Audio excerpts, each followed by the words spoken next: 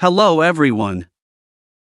Welcome back to this channel. In this video, I will show you the easy and clear steps on how to enable or disable hardware acceleration Duckduckgo app in computer.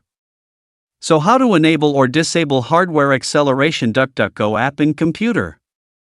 Make sure you keep watching this video until the end. Let's get started right away. Firstly, just go straight to the Duckduckgo application on your computer. Here it is already on the initial display of the Duckduckgo application. For a set custom home in Duckduckgo, just point the cursor to the top corner of the screen. Here, tap three dots, and a scrolling menu will appear. And select the Settings menu. Here we are already in the Settings menu and there are several menu options that can be used.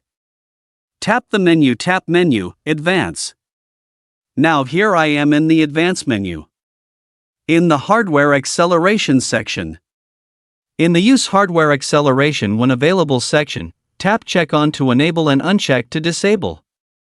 So that's it, tutorial how to enable or disable hardware acceleration Duckduckgo app in computer. Thank you for watching. I hope this video is useful. See you in the next video. On.